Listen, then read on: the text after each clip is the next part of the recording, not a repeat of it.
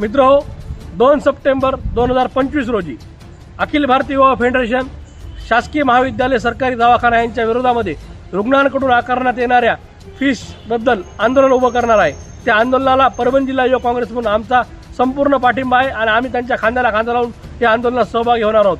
पण माझं एक म्हणणं आहे, या शासनाला पैशाची इतकी काय कमी पडली की लाडक्या बहिणीला एकीकडे पैसे देतो म्हणायचं आणि दुसरीकडे लाडक्या बहिणीच्या डिलिव्हरीला पैसे वसूल करायचे, हे धोरण या शासनाला अवलंबलेलं दिसतंय। सर्वसामान्य गोरगरीब लोकांना प्रायव्हेट दवाखाना परवडत नाही म्हणून ते सरकारी दवाखान्यात येतात। तर माझं या जिल्ह्याच्या पालकमंत्री मेघनाताई बोर्डीकर, ज्या की राज्याचे आरोग्य राज्यमंत्री सुद्धा आहेत, त्यांना या माध्यमातून आव्हान आहे की आपण असे प्रकार आपल्या जिल्ह्यात चालू देऊ नका। खूप ठिकाणी शासनाला पैसा कमवायला गोष्टी पडल्यात, पण सर्वसामान्य लोकांच्या आरोग्याला पैशामध्ये तोलू नका। त्यांना सरकारी दवाखाना शासकीय महाविद्यालयाच्या दुसरा कोणता पर्याय नाही। आणि परभणीच्या नागरिकांनाही माझं आव्हान आहे की आपण मोठ्या संख्येने या आंदोलनात सहभागी व्हा।